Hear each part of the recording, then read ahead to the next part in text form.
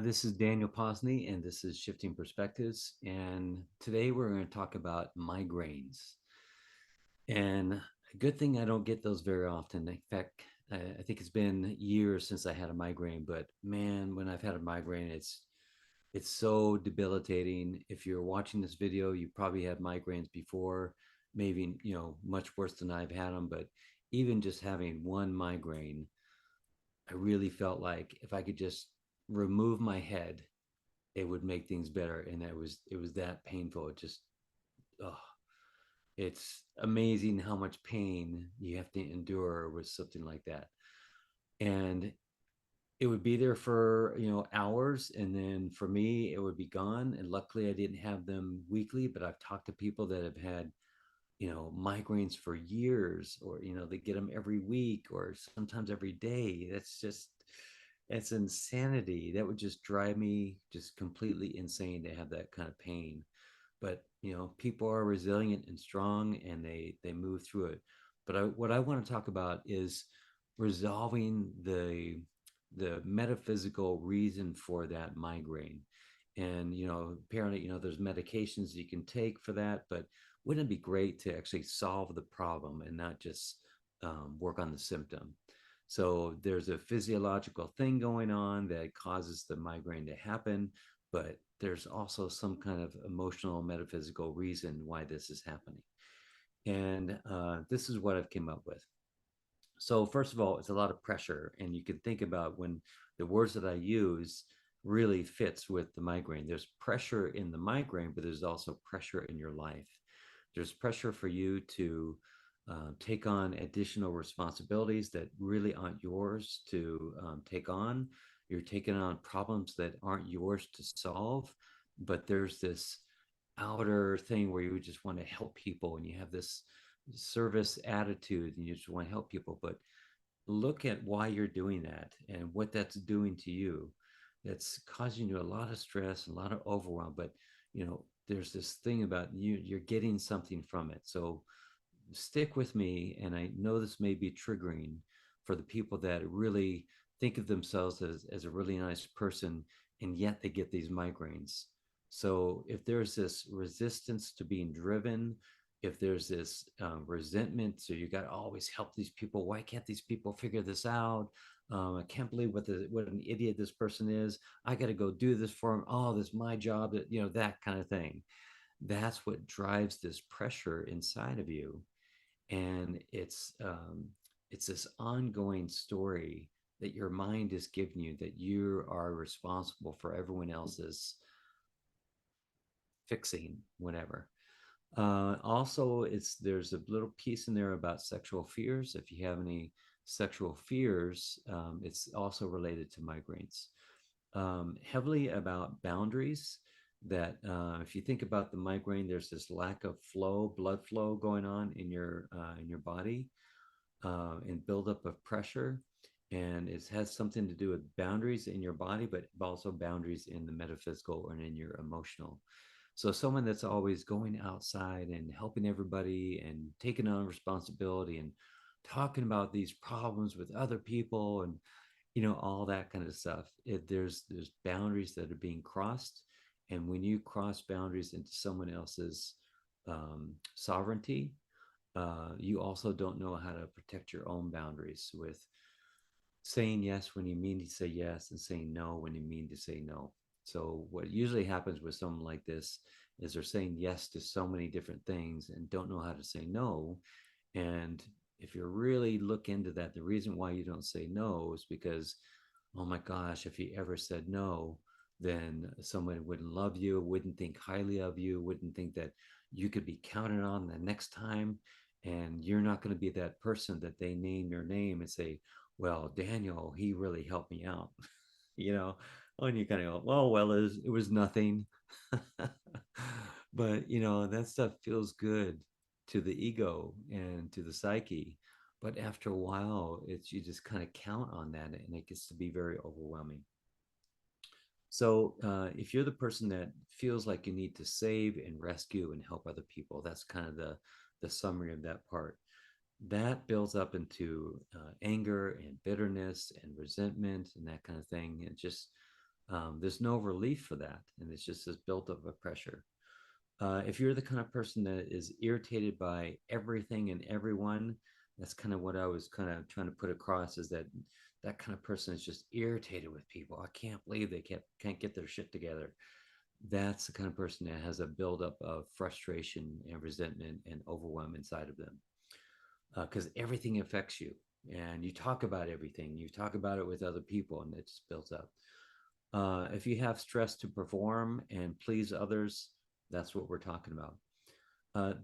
There's a benefit here with the migraine. So with any illness, cold, flu, migraine, any of those things, there's a benefit that you get from that. Even multiple sclerosis, you're needed to be taken care of. You need to shut down. You need to say, I would help you, but I've got this migraine, so I just can't do anything right now.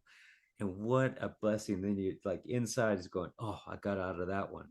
Same thing with a cold or flu. Usually those things are about being overwhelmed, and having a cold or flu allows you to completely shut down and help yourself, work on yourself, take some rest.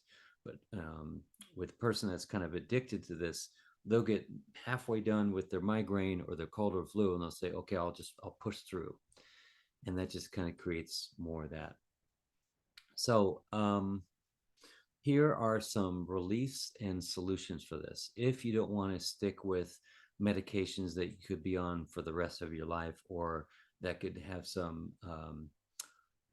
symptoms of that medication that might be detrimental.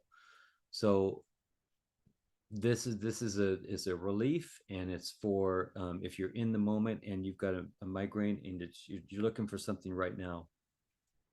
It all depends on the situation and where you're at, if you're at home or in the car or something, because one of the reliefs for this is masturbation, and not just masturbation, but orgasm.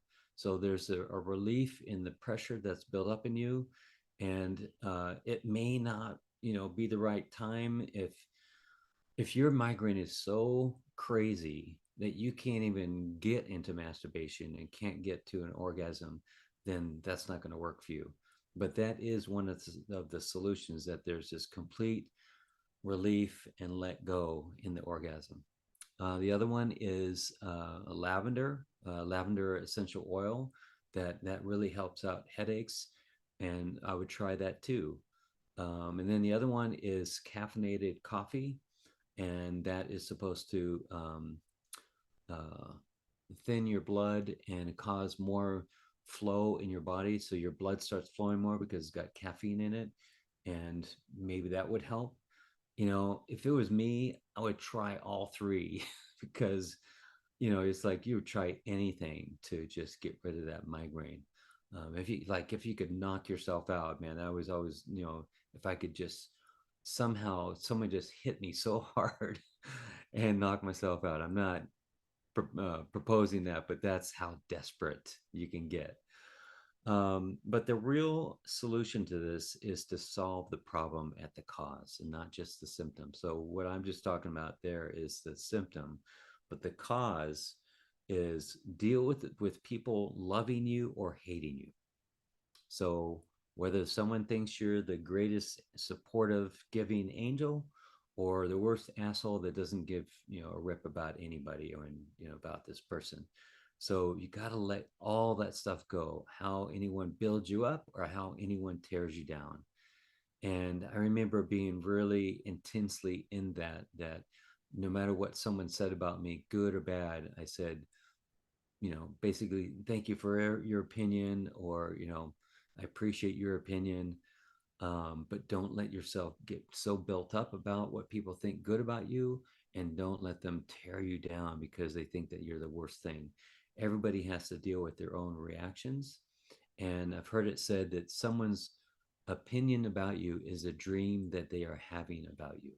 So it's all kind of in their own perception. I hope that helps kind of take away the sting of someone thinking bad about you, if you don't go out there and rescue them and help them and be that person that went the extra mile, to go help them. And, don't get me wrong, that's a very valiant, beautiful thing to serve. But when it starts being detrimental to you, you got to start, kind of balancing that out.